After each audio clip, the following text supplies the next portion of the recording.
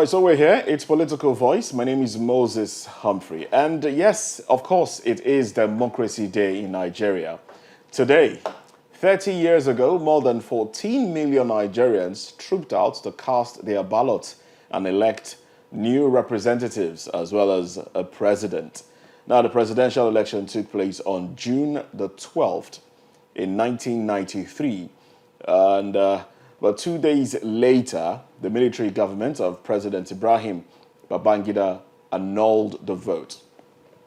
Now, by this time, however, Moshood Abiola of the SDP, that's the Social Democratic Party, had garnered a total of the National Electoral Commission declared, a total had gathered a lot of votes, and then the National Electoral Commission declared the results in only 14 states before the regime of former military president Ibrahim Babangida annulled the exercise. The counting basically was supposedly still going on.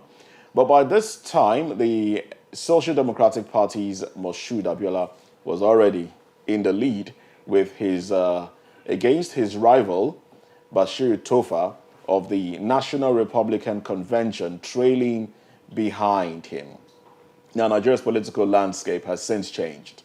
Democracy has now returned, and 23 years after, the question may just be, is Nigeria making gains from the democratic process?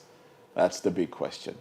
Well, I have joining me in the studio Victor Ohai, who was the presidential candidate of the defunct Providence People's Congress. Yes, that's the PPC, the Providence People's Congress. Welcome to the studio. Thank you for having me. Now, you are a stakeholder, I would say. We all are. We all are, indeed. As Indeed. Nigerians. But you were actively, you actively participated in an election process as a candidate vying for the number one job in Nigeria. Now, let's take it back a little bit. Let's talk about June 12th. What does June 12th stand for? It's a watershed in our And what does it bring to mind when you think about it? It's a watershed in our nation's democratic struggle and process. It wasn't a day of election. It wasn't an inauguration day. It was a day in which an election that was adjudged one of the freest ever in this country was annulled. It was, in short, you can say it was like an abortion of the birth, That's one way to put it. Yes, of democracy. So, and what it did was unite Nigerians as one behind democracy. And Nigerians decided after that day to say, never again. Because of, perhaps you might say, the impunity of the military, in just taking a decision and thwarting the collective will of the people. Before then, we couldn't look the military in the eye because of the guns they were carrying and all that. We were cowed, we were intimidated, we were, timid as well. Just, we accepted military rule as normal. But when that happened, it sort of, as you would say in today's digital, caused a reset in our national psyche. It brought out many new leaders because a lot of people were thrown up as a result of that. People who came out to speak, who fought for in the struggle to actualize the mandate through organizations like NADECO and the rest of them. Many went underground, so many people died, so many went on exile, and some even relocated permanently and I've not since. Refused to come back to Yeah, I've Nigeria been since back. then. So June 12 is a lot of things. It's different things to different people. But as soon as we're able to, after that interregnum, we're able to come back in 1999, I think Nigerians were resolved that the worst of a civilian regime is better than the best of a military regime.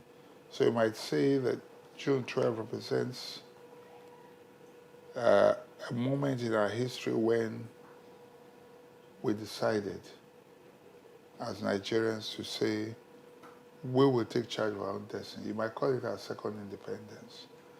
First from the British on October 1960. That's an incident from the military. And then the second from the military after June 12, 1993. All right, then. Now, the declaration of June 12 as Democracy Day, initially, it was done on May 29. But, later, in 2018, the administration of Muhammadu Buhari. You're forgetting his name already? Well, made June 12 Democracy Day. And a lot of people applauded that gesture. What do you make of that? Well, now that I think about it, apart from the significance, it seems very appropriate. You know why? Because May 29 may shift. Why do I say so? If there's an election, and then election tribunal turns an election, and then the election cycle, the date changes, it will no longer be May 29. You know what I mean? Yes. It will now be a new date, just like you have staggered elections across the country right now. So now that I think about it, with the benefit of hindsight, I think that that's probably the one day, apart from October 1, that we can all agree on that may not shift or that has meaning to us. So, yeah, I think whether by design or by default or whatever, it just seems appropriate right now. All right, so can Nigerians now beat their chest and say, yes, we have found closure for the June 12th struggle? It's an ongoing struggle. I can't say we have found closure. So it's ongoing. The reason I would say so is because first you remember that even when we started the democracy, the military were very much in power at all levels. The Senate president, or some presidents were ex-military people, the president, even the immediate past president was a former military man. They have remained in power since. It's a struggle. It's a continuous struggle. But more than that, there's also, you might call it a class struggle as well. We have been oppressed by the class of 66 all these years. And now it's like their children are taking over. And the rest of us are just watching. Shall we continue to sit down and just watch? I think it's time that the sons and daughters of nobodies actually become somebody in this country. That's the next struggle. So the struggle continues, as I say, Luther continues. And the class of 66 are who and who now? Well, that's the year the military effectively entrenched themselves. And they remain in power, both in uniform and out of uniform. They have continued, though the class of 66, some of them are still around, they are dying off, but their proteges and those they have installed and are continuing they are continuing to, what do you call it now, anoint, are in power. But I think what happened in the last election is, somehow I think it was very good because people now found out that their votes could count. I mean, it's still arguable, because there was a lot of anomalies. But again, that's why I say the struggle must continue until we truly have a democracy that we can trust fully and believe in, and we can run elections where everybody will just accept the results, knowing that truly votes actually count. All right, now, can you say, looking at it now, 23 years down the line, How well would you say Nigeria has fared democratically or in its practice of democracy? How well have we fared? It's 24 years, I think. 24. 24 years now. Yes. 24 years. Yes. Not badly, in the sense that there's been some form of stability in the polity. In spite of all the hiccups and all that, we could have done way better. I wish the way we started was the way we continued. Okay. But the gains from the very first regime and possibly the second or so were not sustained. We lost 8 whole years. You know, we lost 8 whole years. I don't know how we're going to regain those 8 years that we lost. I say so because, yes, you might argue that the last regime may have made some gains, but frankly, we could have done far better than, you know, we did, or, you know. So there's still a lot. There's still a lot to be desired. When you look at what is happening generally, you find that democracy has helped us internationally in the sense that countries can deal with us because they know there's a form of stability.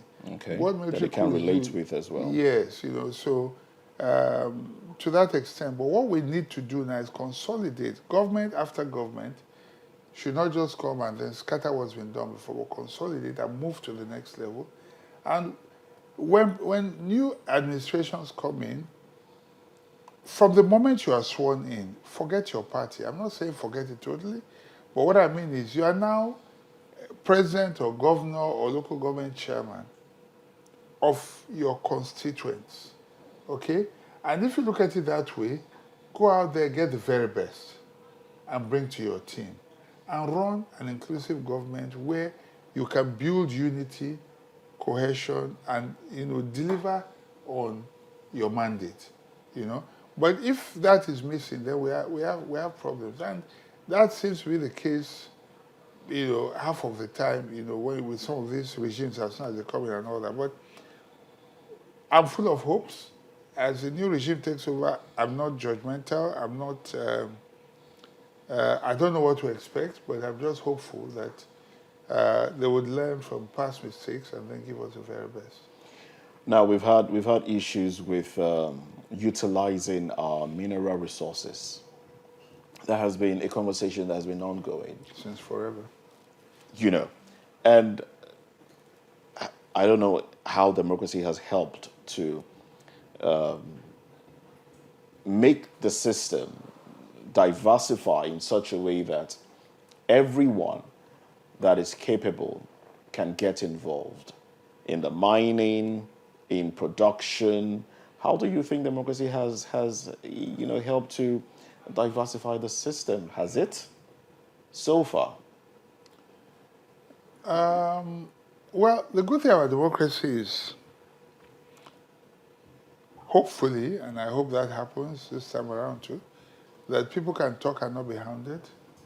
It's very important. Yes, we'll come to the, you know, freedom of expression. Expression, yes. So we have, and there's supposed to be checks and balances, you know.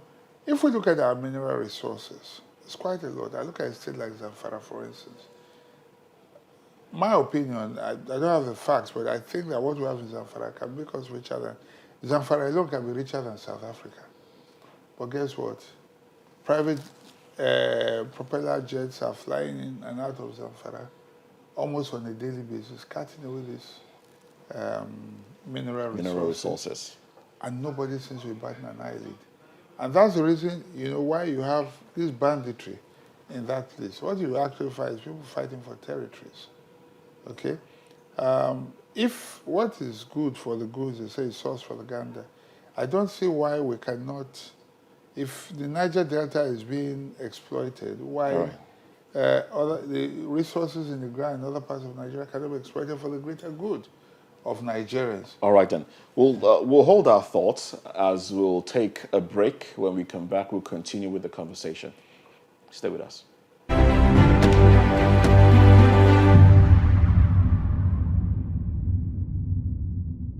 Voice, and we're talking about the gains of democracy.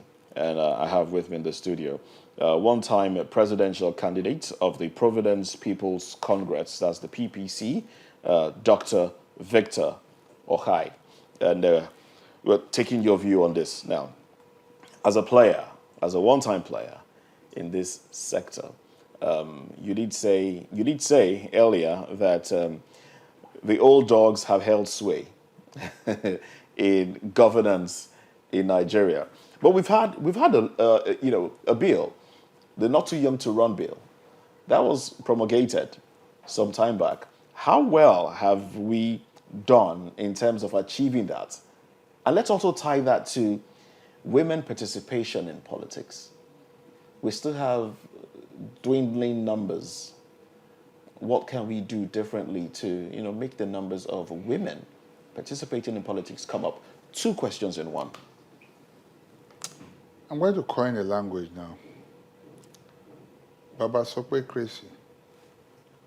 Take that again. Baba Sokwe? Crazy. Baba Sokwe crazy. Yes. That's like what we are doing here in Nigeria. It's another word for God for that reason. Okay. Baba Sokwe crazy. Yes. Okay. Now, do you know that we are hearing that for the first time? Yes. Within the parties, you're supposed to have for primaries that should throw up candidates. A free and fair and level ground. But within these parties, you may win and they say to you, my friend, go and sit down. It's not your turn. And then they bring their people, their sons, their brothers, their sisters, their wives, or their friends, children, and then say, you go in there. You can't argue. If you talk, the elders will tell you, Baba Sokwe. You understand? Yes. So you begin to wonder, where is the democracy within the party itself? When some people have turned themselves into Lord and masters. Yes, gods, lords and masters, exactly. So wherein is fairness and justice and all that? There are so many people who have worked very hard and will win these primaries, but somebody will just come and say, no, step down. For no reason. And someone like me, I can tell you that I personally would not do that for anyone. You know why? Why? Because you and I have only one life to live. And it's for a limited period. Okay? We have an equal shot at life. The same way you were born was the same way I was born. It doesn't matter what your background is. Okay? And if I miss my opportunity, I probably have missed my destiny. I don't get a second chance.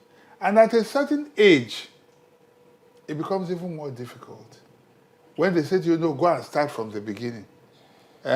You come, even at the age of 50, so they begin to go and start from councillorship. And then you want to ask the question, so where will you start from councillorship to? Who says that you have the right? All power belongs to God. You may say I'm not being pragmatic here. Politics is whatever, but really and truly, you can only try.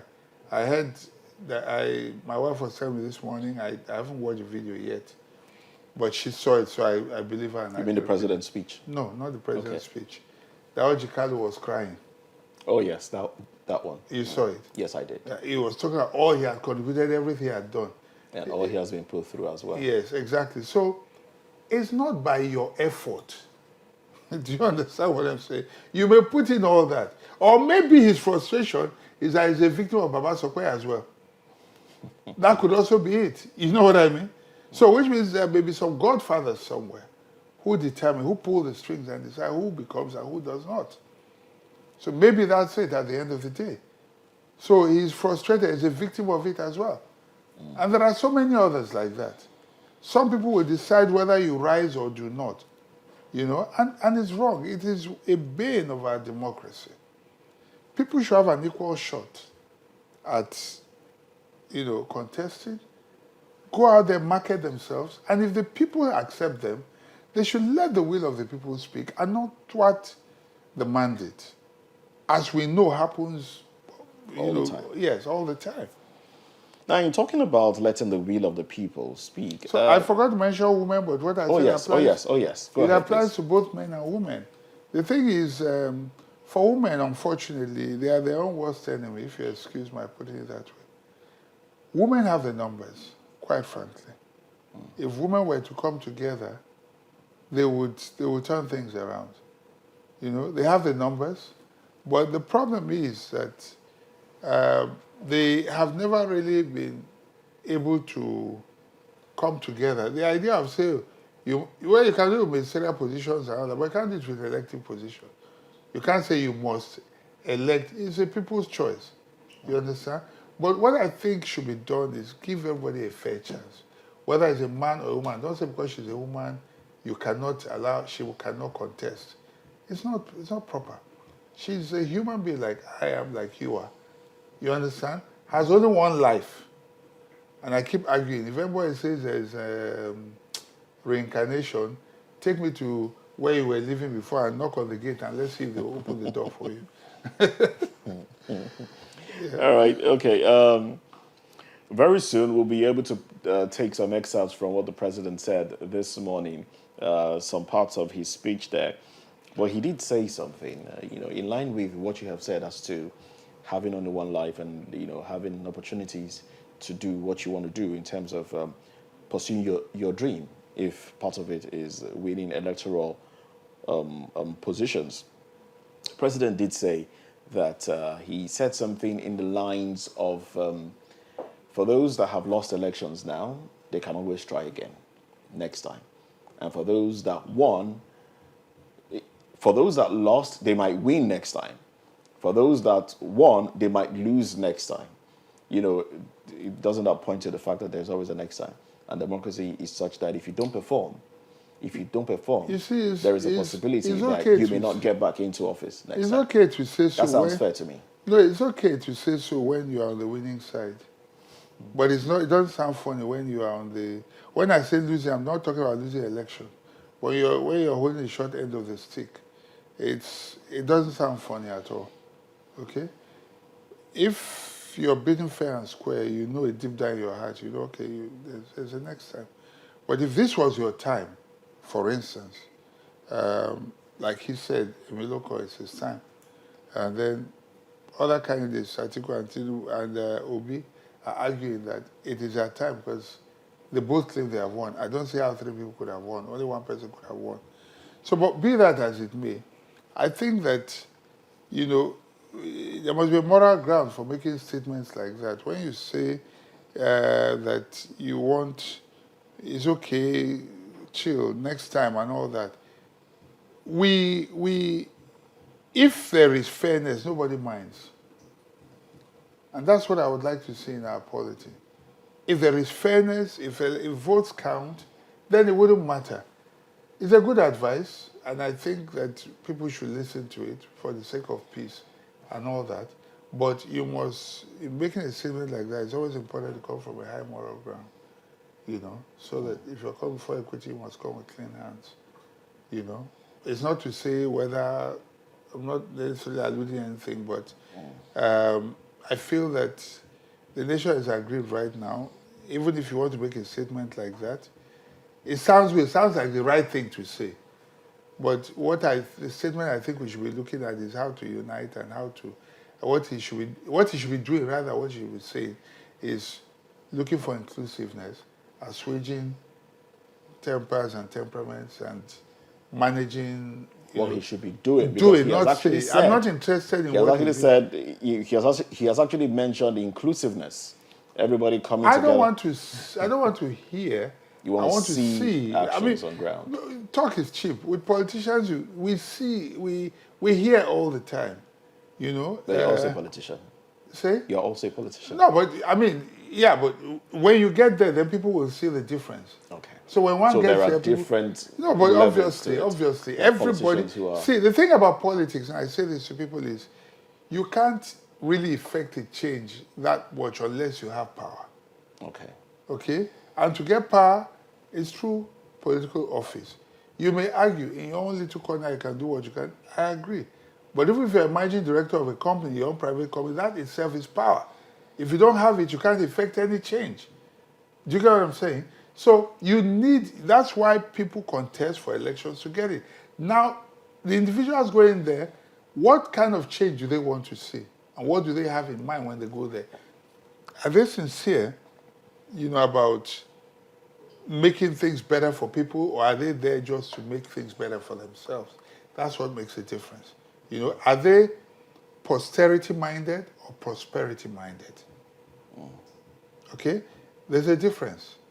If you're prosperity-minded, you're just thinking about how to make your money for yourself. If you're posterity-minded, then you want to leave legacies behind. You want in education, in health, in infrastructure, in good governance, in the economy, in local and international relations and security, and all of that. So that's what makes a difference. Now, you just reminded me of, or something just came to mind from the movie, some lines from the movie. I think that's Scarface, the movie. It says money, power, respect, in that order. First you get the money, then you get the power, and then you can command respect. That's in that order. Yeah. How much have we seen that play out in politics in Nigeria? Money. Yes. Getting into power, influencing power, and then commanding respect.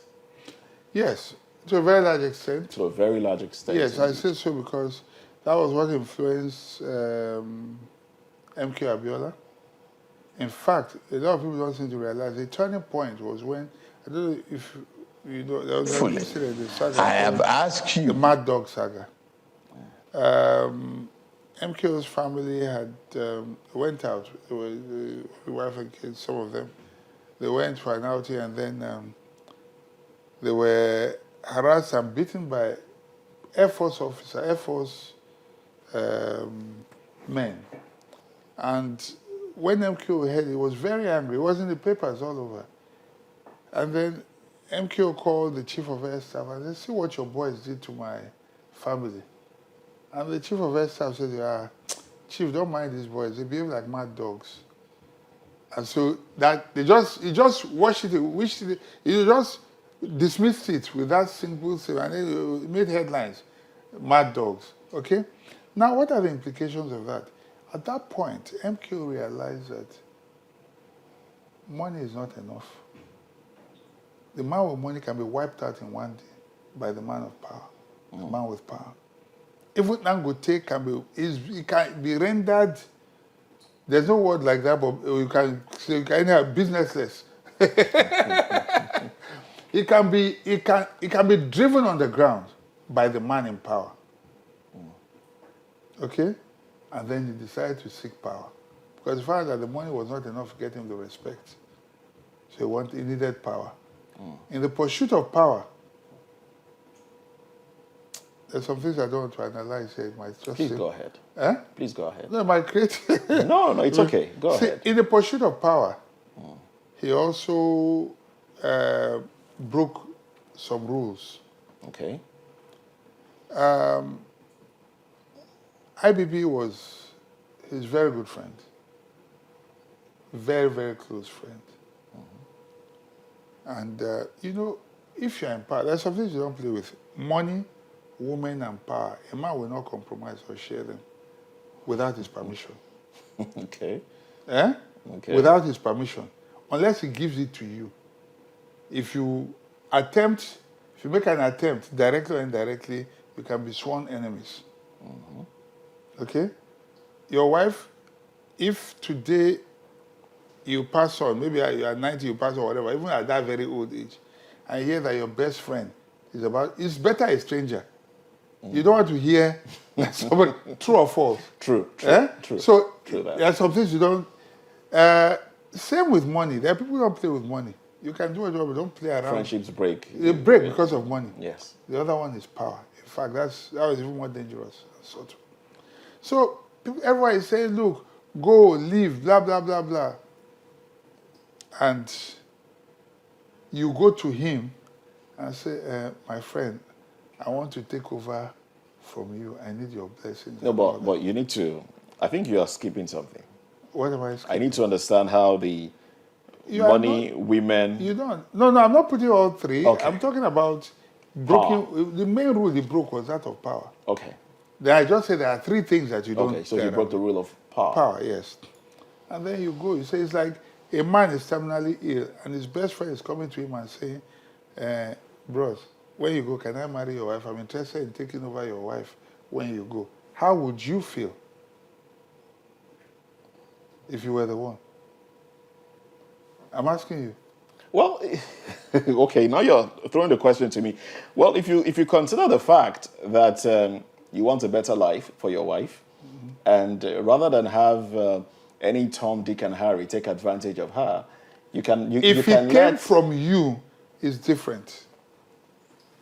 If you initiated it, it's different. You are not sincere when you say your friend comes here and says, you are not yet dead. Your friend say he wants to marry your wife when you die. So let's relate this to Nigeria. Nigeria. I'm relating it. I'm coming. Okay. What the things I'm saying here now, even the audience, I've never heard it analyzed this way before. And so when you do that, the man says, okay, no problem. You are free. You can also contest. Huh? At that point, you have broken a cardinal rule. Do you understand? You think he'll just hand over to you. Converting what is somebody else's. Exactly. That's even if I'm converting wife, 10 commandments, converting wife, converting your neighbor's girl and all that. So, but it's his inalienable right to do that. And respect everything. This does not take away from who he is, what he has achieved and all that. So, that itself, he wanted power because he realized money was not enough. And in seeking power, he could have been a bit more discreet about the way he went about it, not brazenly. If your best friend is there are ways to go about it. Even his subtle nudges and all that, but let him be the one to choose you and anoint you. If you yourself choose, especially when people are saying to you, go, go, go, then you are flouting that rule. You get what I'm saying? So, but be that as it may, it is what it is. We have not heard the last of it. The real reasons we may not know till tomorrow. Why it was annulled. But I think that the candidate at the time probably didn't manage the relationships well enough, and there were too many assumptions. And unfortunately, we lost because, we all voted and expected that our votes would count, but that election was annulled. All right, and that's, but in as much as it went down that way, at least the fact that he tried has etched his name in history. No, but for sure. He would have been better alive, though. Nigeria would have been better alive. Our democracy would have been better, because imagine what would have happened between then and now, the gains that we would have made. He had a lot of international connections, a lot of goodwill, home and abroad. He was an astute manager of, finances, let me use that language. And he had lots of businesses and all. So that would have, and after him, I'm sure Nigeria would have benefited, a lot more, would have been farther than where we are right now. So it's, Okay, now let's look at the electoral process from 1993. At a point, we had the option A4. We had the option A4 voting system, and then we had the open ballot system, and then we moved to the secret ballot system. Have they impacted democracy in any way? Have they helped to ingrain trust of the people, of the electorate in the process? Option A4 was an analog beavers, in the sense that you could see right there and then it was more like everybody, you know what the votes are immediately. It's not even the issue of counting like this is what we do. It becomes obvious, who the winner is, even from that point there, and there's no question, nothing. Just so I wish we had continued with that method, but we can't go back to it now. We have since moved on. The beavers was supposed to be a game changer, but like everything Nigerian, and I'll tell you when I say everything Nigerian, let me give you an example with the ride-hailing services. I don't want to mention any brand here. I don't know what That's your okay. rules are. So with the ride-hailing services, where you're supposed to just book a ride on your phone,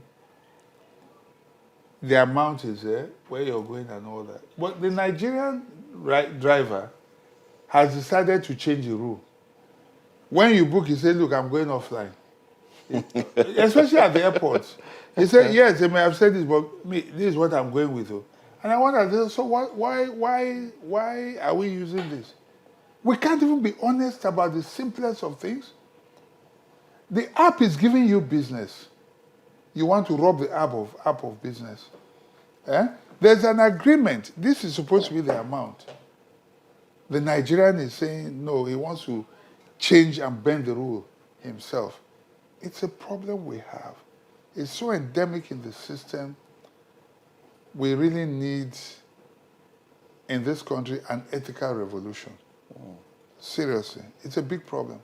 So you can see that even with beavers, right now, I don't know what works anymore. What is the purpose of beavers now? I don't even know anymore. Frankly, because the purpose for which it was supposed to serve, Nigerians have found a way to twist around it. They have manipulated it. So things that should work normally, people just follow the rules. Anywhere else in the world, not the Nigerian, unfortunately. And I'm a Nigerian. People just bend the rules and create their own rules.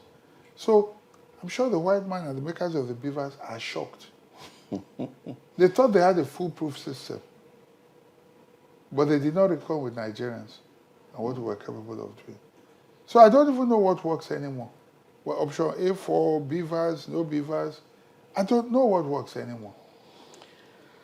Oh well, as a major player, in the electoral process, you participated in the 2019 elections. How would you rate that process? To a very large extent, I think it was. You're thinking hard. Not thinking hard. I'm just looking at all put together. Okay. So I'm looking at different various aspects because I'm making a categorical statement. So I'm looking at all the sides. Okay. So to a large extent, you might say it was free. To a large extent, it was also fair, but it was not entirely free and fair. The result is still debatable as to who actually won and all that. But the election has been, president was sworn in and he served his tenure and it's over. So, but I think that the controversy, there wasn't as much controversy as we have now. No. This current one is something else. Nobody knows what to believe anymore. Because people came out this time around. People Massively. came out en masse to yes. cast their ballots. Yes, and everyone knew what the results were, where they were, and at the end of the day, nobody's sure about anything anymore. But we have a president, and that's, yes, we do. It. And governance must just go. There's no vacuum. It must just go. Now let's look at the pillars of democracy: fairness, transparency, equity. How well have we... Justice too. How well have we played with those pillars of democracy in Nigeria? I think we're lacking in most of them, to be honest. Let's break them down. Fairness? If you talk about fairness,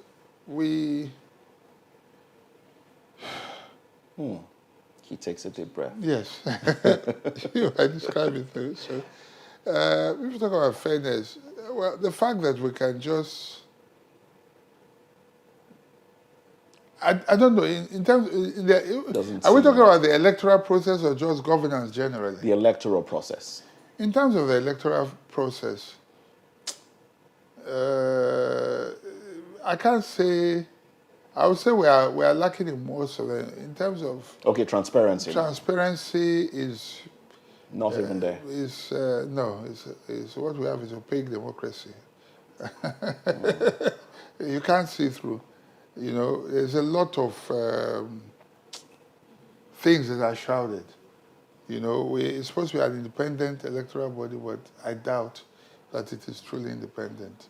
Or at least the people there are acting like they're independent. They have a view and they are enforcing it, you know, at various levels.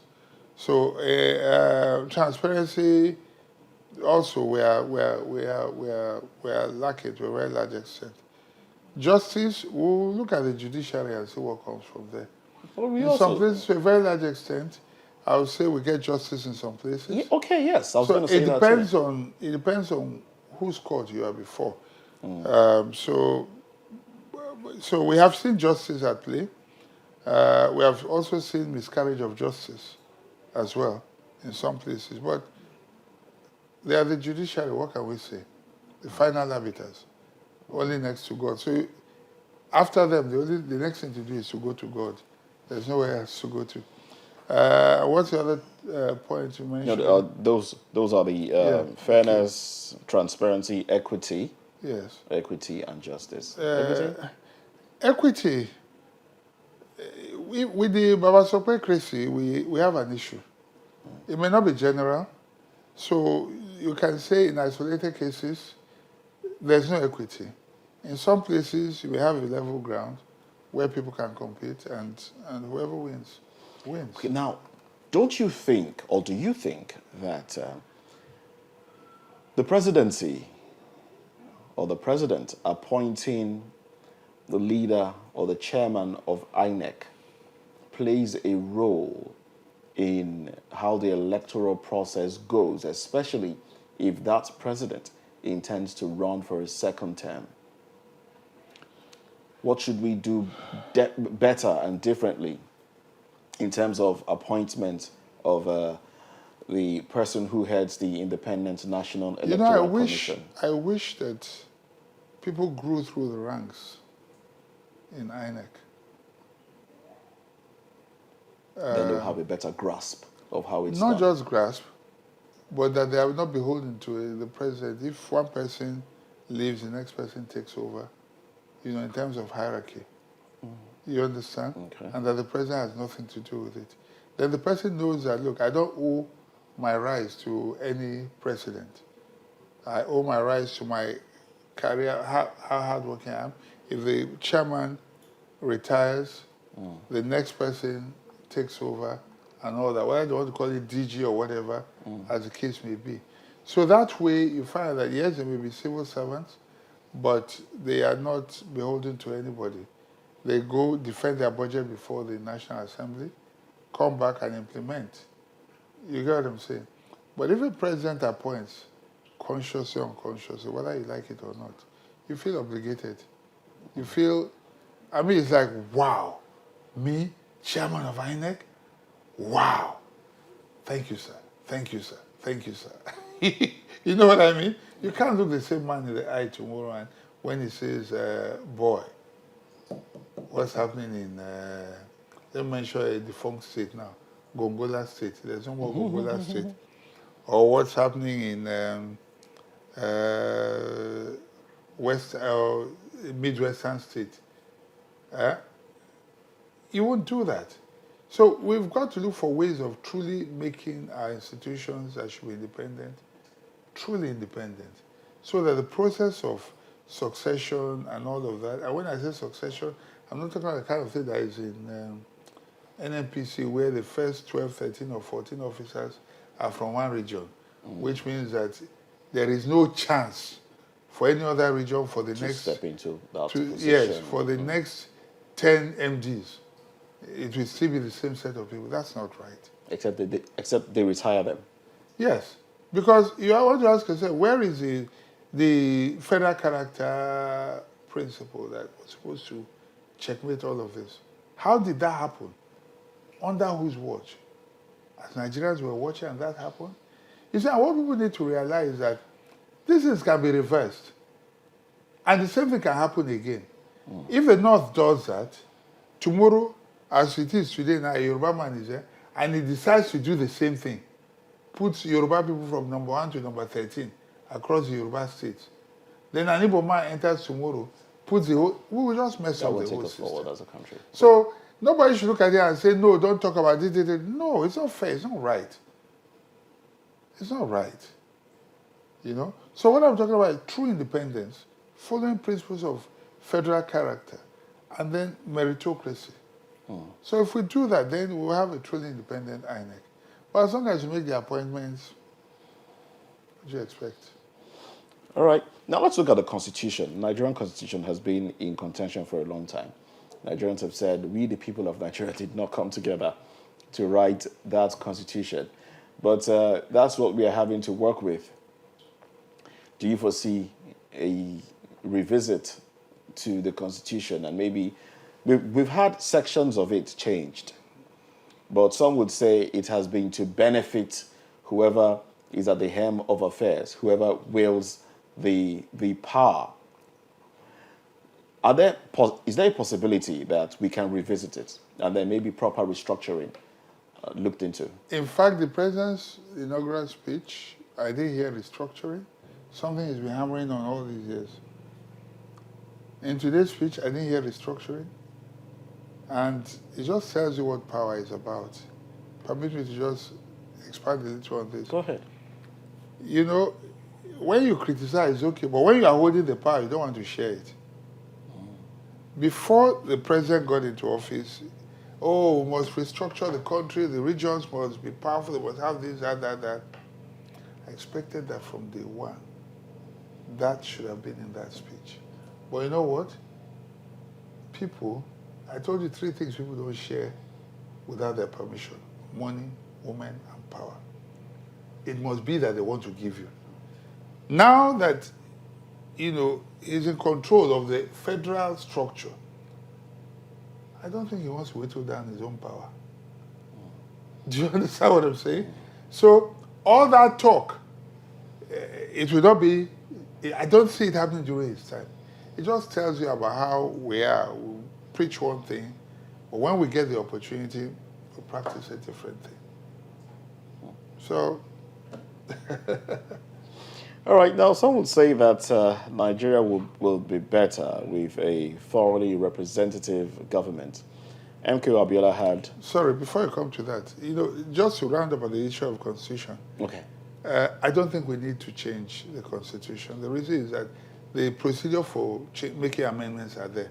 There's no perfect constitution anywhere. Okay? But if we, the people, are willing, we can make the amendments to suit what we want.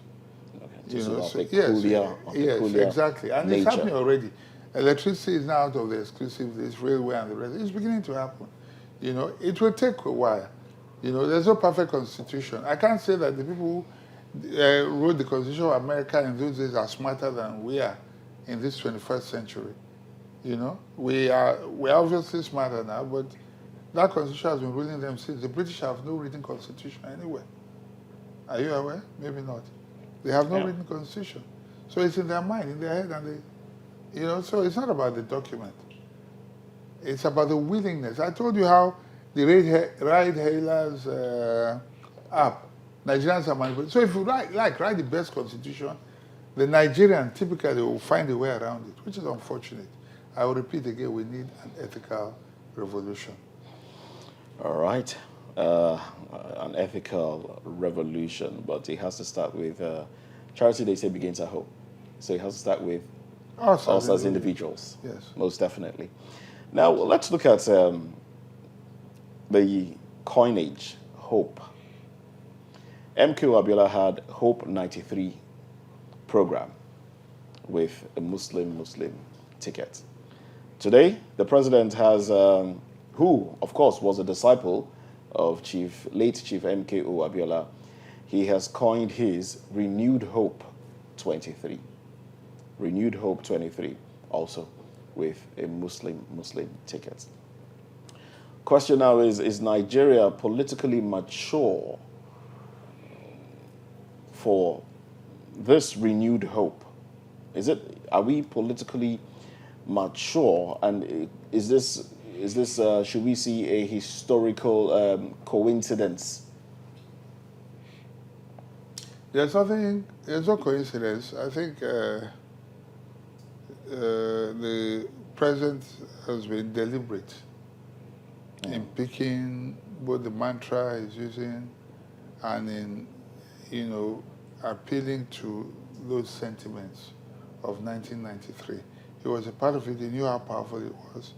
How effective it was this time around, I can't really say how much effect it had. But you could see a template being replicated. The hope, and then is... Renewed hope. No, I will tell you so many areas. The convention for SDP for the 1993 elections was held in Jos, the convention that threw up MQ. The president, Asiwaju, his campaign took off in Jos. Okay? Okay. Hope 93, Hope Rekindle 2023. Okay? So it was deliberate. It was deliberate. There's no mistake. So it took a template and was replicating it. You understand? So this thing it can be spiritual, it can be physical, it can be metaphysical, it can be whatever, but he was deliberate about it, unabashedly so. And so everything you see, the only missing element was the abortion of the mandate by the military. I don't know if the court will do the same now. So because when you replicate, you do up to a point and hope that you don't get the same results, and all that. So, but they're in court right now. So that one was by fiat. So we'll see what happens. So let's in hope that his mandate is not overturned and he goes on, should we now expect, we've spoken about what would have been the MKO Abiola administration as what would have given the country a turnaround, and things might have been different if he had been allowed to rule. And now we have seen a deliberate move to toe that line. Should we now say that, should we be expectant that Nigeria might be better or would be better for it, judging from what we have seen, what we've seen the president do so far?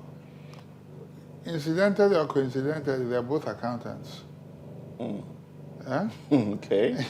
They're both accountants, and they're both astute businessmen. Yes, yes, you can say that. And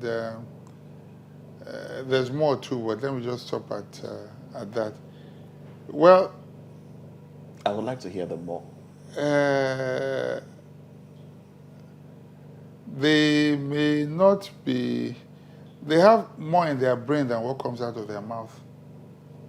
Let me put it that way. Okay. Without saying too much, it is more, how do I put it? What they have is more than how they appear, in their delivery. Let me put it that way. Okay. Their delivery is not a reflection of their mental state. Okay. The one is a stammerer. The other one is... not as eloquent, but... Maybe it's a stutterer. You might say they're the same thing, but they're not. When you stutter, it's not necessarily stammering, but you are, in your words, you are also struggling. So, but let's see how, and they also knew how to use money very well to cultivate goodwill. They know how to spend money very well across. Both of them. Yes, both of them. Abiola and Yes, yes. Bola Ahmed So, Tinubu. Abiola had a lot of goodwill going in, and Ashwaju has quite some goodwill as well. He has friends who are ready to help him. As we saw in Chatham House, he doesn't even need to say a word. All he needs to do is look in your direction and you go and do what you need to do. So I'm hopeful, and I mean it when I say I'm hopeful. I cannot be hopeless. I cannot be otherwise. Otherwise, Nigeria will not be good for us. So I'm hopeful that things will get better, that he would be what a leader should be, which is you don't have to do the work yourself, but be able to put together an excellent team and be able to supervise them and give them a vision that they can implement. And Nigeria will be better for it. All right, on that note, we'll wrap up today's program, Political Voice. I must say a very big thank you to Dr. Victor Okai for coming on the program. He's a former presidential candidate of the PPC, that's Providence People's Congress, and he's also a film maker. Now, he took a picture of me before we started the show, and that picture left me wowed. You know, I will come back for lectures on that one, you know, how to take beautiful pictures. And he also shared a testimony, which I will not share here. It's for my ears only. Well, thank you very much for coming on the program. Thank you. All right, that's it on Political Voice. Political Voice will make a return same time tomorrow. My name is Moses Humphrey. Bye for now.